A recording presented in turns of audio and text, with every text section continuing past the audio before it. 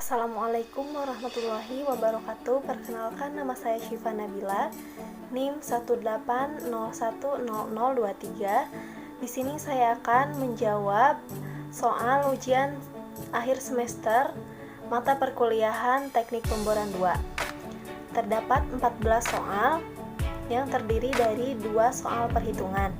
Soal nomor 1 yaitu lumpur dengan water loss tinggi saat akan dipakai pada formasi shell dapat mengakibatkan.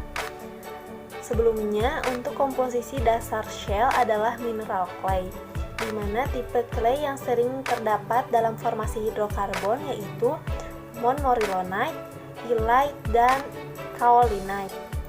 Montmorillonite sendiri merupakan tipe clay yang mampu mengembang. Tingkat swellingnya juga tinggi jika dibandingkan dengan clay yang lain. Lalu ada illite. Tipe clay ini dikategorikan sebagai clay non-swelling walaupun sedikit mengabsorpsi air. Lalu yang ketiga adalah kaolinite, merupakan tipe clay yang relatif tidak mengembang bila terkena air. Nah, dengan menggunakan lumpur yang memiliki water loss tinggi saat mencapai formasi shell, apalagi dengan tipe montmorillonite, maka akan terjadi mechanical pipe sticking atau pipa terjepit. Dikarenakan pengembangan dari shell itu sendiri sehingga shell itu menjepit rangkaian drill string. Selanjutnya, pertanyaan yang kedua yaitu ketebalan mud cake yang timbul di dinding lubang dipengaruhi oleh. Nah, ketebalan mud cake ini dipengaruhi oleh perbedaan tekanan formasi dan tekanan hidrostatik lumpur, di mana tekanan hidrostatik lumpur yang jauh melebihi tekanan formasi dapat menyebabkan filtration loss sehingga mud cake dapat terjadi. Nah, jenis lumpur pemboran dan bahan kimia yang ditambahkan ke lumpur juga dapat mempengaruhi, seperti lumpur memiliki sifat filtration loss yang tinggi, maka akan terjadi invasi mud filtrat. Fasa cair dari lumpur akan tersaring masuk ke dalam formasi yang permeabel di sekitar lubang bor. Sedangkan padatan lumpur atau mud solid tertinggal dan akan membentuk mud cake pada dinding lubang bor. Selanjutnya nomor 3, pertanyaannya yaitu differential pipe sticking cenderung akan terjadi pada. Nah, differential pipe sticking ini dapat terjadi jika perbedaan antara tekanan hidrostatik lumpur pemboran dan tekanan formasi yang sangat besar. Keadaan ini terjadi apabila yang pertama, menembus formasi yang porus dan permeabel. Yang kedua, lumpur terlalu berat sehingga tekanan hidrostatik lumpur jauh melebihi tekanan formasi. Lalu yang ketiga, lumpur yang kurang stabil, yaitu water loss tinggi dan mud cake yang tebal. Nah, differential pipe sticking ini terjadi ketika drill string menempel pada salah satu bagian dinding lubang bor akibat adanya perbedaan hidrostatik yang menekan drill string itu sehingga menempel pada dinding lubang bor. Selanjutnya pertanyaan nomor 4, lumpur yang terlalu kental akan menyebabkan. Nah, lumpur yang terlalu kental akan menyebabkan swab effect saat pencabutan rangkaian bor dari dasar lubang. Nah, dengan viskositas yang kental, lumpur yang berada di atas bit terlambat turun ke bawah bit sehingga ruangan yang ditinggalkan oleh bit itu akan vakum dan fluida formasi akan terhisap masuk ke lubang sehingga akan terjadi well kick. Nah, lumpur yang kental juga akan menyebabkan kinerja pompa akan bertambah berat. Nah, viskositas yang tinggi akan menyebabkan pressure loss atau gesekan pada drill string sehingga tenaga untuk mensirkulasikan lumpur juga harus tinggi. Selanjutnya pertanyaan nomor 5. Apabila menurunkan rangkaian mata bor di mana lumpur mempunyai gel strength besar, kemungkinan yang dapat terjadi adalah, nah, sebelumnya gel strength adalah gaya tarik-menarik antar partikel-partikel lumpur. Gel strength ini disebut juga dengan daya agar atau daya pulut. Nah, gel strength ini bila terlalu besar akan mempersulit usaha pompa untuk memulai sirkulasi lagi. Tekanan yang diperlukan untuk mensirkulasikan kembali menjadi tinggi, dengan kata lain kinerja pompa akan berat. Nah, jika dipaksakan untuk memulai sirkulasi dengan tekanan tinggi, dapat memecahkan formasi apabila formasi itu tidak kuat menahan tekanannya, sehingga formasi itu akan pecah. Nah, di sini ada ilustrasi dari gel strength ini. Seperti agar-agar yang didiamkan akan menjadi seperti itu. Selanjutnya pertanyaan nomor 6, yaitu pada saat menurunkan rangkaian mata bor pada pemboran yang cukup dalam, sering dilakukan sirkulasi berkala pada kedalaman tertentu. Hal ini tujuannya adalah untuk mencegah bertambah tingginya pressure surge atau tekanan kejut saat menurunkan rangkaian dan saat memulai sirkulasi. Nah, sirkulasi lumpur yang kontinu atau berkala ini bertujuan untuk mencegah pengendapan cutting yang dapat memperbesar koefisien friksi atau gesekan dan menyebabkan terjepitnya pipa. Nah, bisa dilihat pada ilustrasi pada kemiringan lubang, cutting akan terendapkan sehingga akan membuat drill string itu terjepit. Nah, sehingga harus sering dilakukan sirkulasi berkala untuk mengangkat cutting yang tertinggal di dalam lubang bor. Selanjutnya pertanyaan nomor 7. Untuk menurunkan kekentalan lumpur tanpa menaikkan water loss dapat ditambahkan bahan lumpur. Nah, bahan lumpur yang digunakan adalah kalsium lignosulfonate, yaitu bahan pengencer yang paling banyak digunakan. Bahan kimia ini mempunyai kemampuan untuk mendispersikan partikel-partikel clay sehingga dapat menurunkan viskositas, yield point, dan water loss. Nah, hal ini akan menyebabkan turunnya gaya tarik antar partikel dan mengakibatkan turunnya viskositas dan gel strength. Pertanyaan selanjutnya nomor 8, yaitu kalau water loss dari lumpur cukup tinggi, maka kemungkinan besar dapat terjadi. Nah, filtration loss yang terlalu besar buruk efeknya terhadap formasi maupun lumpurnya, karena akan mengakibatkan formation damage dan lumpur akan kehilangan banyak cairan, dan mudkick juga akan terjadi. Nah, butiran kecil dari filtration loss ini dapat menyumbat pori-pori dan mengurangi permeabilitas efektif. Nah, filtrat juga dapat menjadikan lempung mengembang dan menyumbat sumur.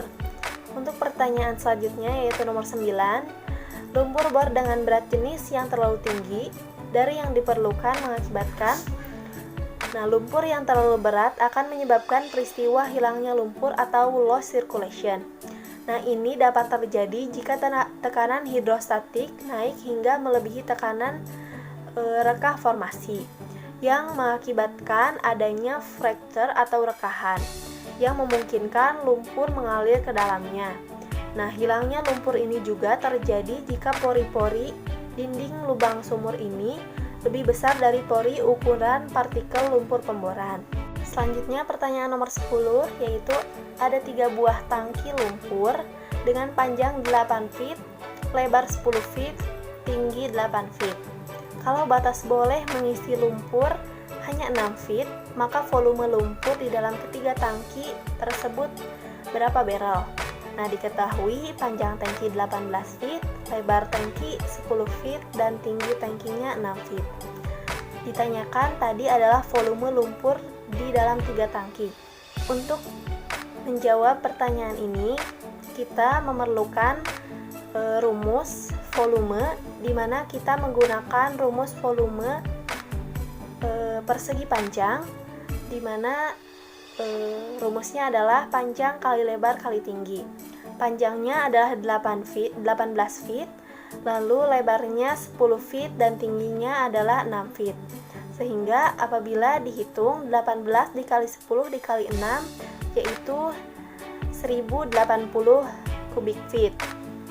Lalu untuk volume 3 tangki kita dapat kalikan karena di sini tangkinya sama, sehingga volume 1 tangki dikali 3 1080 dikali 3 yaitu hasilnya 3240 kubik feet.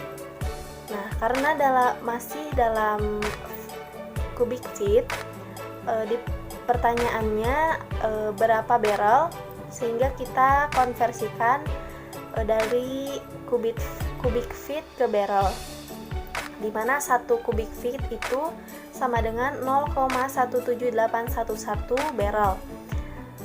Sehingga 3240 dikali 0,17811 hasilnya adalah 577,0764 barrel. Sehingga volume lumpur di dalam 3 tangki tersebut adalah 577,0764 barrel. Selanjutnya yaitu pertanyaan nomor 11, casing 5/8 inch OD 8,835 ID 40 lbs per feet, lalu diameter lubangnya adalah 1/4 inch dan panjang casingnya adalah 5000 feet. Untuk 1 feetnya sama dengan 13 inch, 1 kuf sama dengan 7,48 galon dan 1 barrel sama dengan 42 galon. Ditanyakan adalah volume anular. Kita ketahui offset diameternya adalah 5/8 inch. Kita konversi ke satuan feet dengan hasil 0,802 feet. Lalu ada inside diameternya adalah 8,835. Lalu ada diameter hole atau diameter lubang yaitu adalah 12/1/4 inch. Kita konversi ke feet menjadi 1,02 feet. Lalu panjang casingnya adalah 5000 feet. Ditanyakan volume anular. Nah, untuk menjawab pertanyaan ini kita harus menghitung volume offset diameternya dengan rumus 1/4 dikali V dikali offset diameter kuadrat dikali L. Nah, 1/4 dikali nilai Pi yaitu 3,14 dikali 0,802 dikuadratkan dikali 5000 sehingga hasilnya yaitu 2524,58 kubik feet. Lalu selanjutnya kita harus menghitung volume lubangnya dengan rumus 1/4 dikali Pi dikali DH dikali L, yaitu 1/4 dikali 3,14 dikali diameter hole-nya adalah 1,02 dikali 5000 sehingga didapat nilai yaitu 4083,57 kubik feet. Nah, setelah menghitung volume offset diameter dan volume diameter lubang, kita dapat menghitung volume anularnya dengan rumus volume lubang dikurangi dengan volume offset diameter sehingga didapat nilai yaitu 1559 kubik feet. Nah, kita konversikan sehingga didapat nilai 11.662,14 galon. Sehingga untuk volume anularnya yaitu 277,67 barrel atau 11.662,14 662,14 galon. Selanjutnya nomor 12, pertanyaannya yaitu untuk mendapatkan kecepatan pemboran atau ROP yang optimum, parameter bor yang cenderung diubah adalah. Nah, karakteristik dari suatu formasi sangat mempengaruhi laju penembusan batuan tersebut. Nah, sifat fisik dan jenis fluida pemboran juga sangat berpengaruh terhadap laju pemboran. Seperti saat pengangkatan cutting, makin cepat cutting terangkat ke permukaan, maka laju penembusan dapat maksimal. Nah, penggunaan lumpur yang tepat juga meningkatkan laju penembusan dan mengurangi waktu pemboran serta mengurangi problem selama operasi pemboran.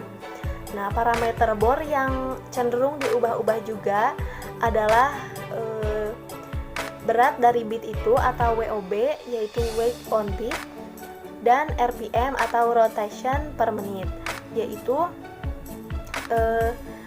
kecepatan putar drill string dalam 1 menitnya. Lanjut ke nomor 13, pertanyaannya adalah pada rangkaian BHA atau bottom hole assembly tanpa stabilizer, lubang dapat menyimpang dari sumbu vertikal. Hal tersebut akan mengakibatkan penyimpangan dari sumbu vertikal ini dapat diakibatkan oleh pengaruh tingkat kekerasan dan kemiringan formasi yang ditembus. Pada formasi dengan pelapisan yang berganti-ganti dari lunak ke keras ataupun sebaliknya akan menyebabkan bit ditahan dengan berat sebelah pada kedua sisinya, sehingga bit akan terperosok ke salah satu sisi dan mengakibatkan lubang bor menyimpang dari sasaran semula. Nah, drill collar yang tidak cukup kekar sehingga mengakibatkan kelengkungan juga dapat mempengaruhi. Beban pada pahat atau WOB juga yang berlebihan sehingga drill collar akan melengkung, dan perubahan BHA atau bottom hole assembly yang akan memberikan bentuk lubang yang berlainan. Nah, pada gambar bisa dilihat bahwa drill string saat menembus formasi dengan kemiringan tertentu dapat menyimpang dari sumbu vertikalnya. Lanjut ke nomor 14, nomor terakhir. Pertanyaannya itu jelaskan peranan dari masing-masing 5 sistem pada pemboran. Nah, sistem yang pertama adalah power system. Power system ini berperan untuk memberikan suplai daya untuk menggerakkan sistem-sistem yang lain. Nah, power ini berasal dari diesel engine dan electrical generator. Lalu, sistem yang kedua adalah hoisting system. Hoisting system ini berperan untuk mengangkat atau menaik turunkan drill string, casing string, dan peralatan subsurface lainnya. Terdiri dari drawwalk, crown block, dan drilling line. Lalu sistem yang ketiga adalah rotary system. Rotary system ini berperan untuk memutar mata bor, memberi beban mata bor, dan memberi saluran lumpur bertekanan tinggi ke dalam mata bor. Nah, rotary system ini ada dua. Yang pertama adalah top drive system dan ada Kelly system. Nah, untuk Kelly system ini adalah sistem jadul, sedangkan top drive system adalah sistem yang lebih modern. Lalu ada sistem yang keempat adalah sirkulasi system, di mana sistem ini berperan untuk mengalirkan lumpur pemboran atau fluida pemboran. Lalu sistem yang kelima adalah BOP system. BOP system ini berperan untuk menutup sumur ketika terjadi semburan liar dan mengalirkan influx atau fluida dari formasi saat terjadi well kick. BOP system ini terdiri dari BOP stack, lalu ada akumulator dan supporting system. Nah, sekian mungkin pertanyaan yang dapat saya jawab untuk ujian akhir semester mata perkuliahan Teknik Pemboran 2. Kurang lebihnya saya mohon maaf. Wassalamualaikum warahmatullahi wabarakatuh.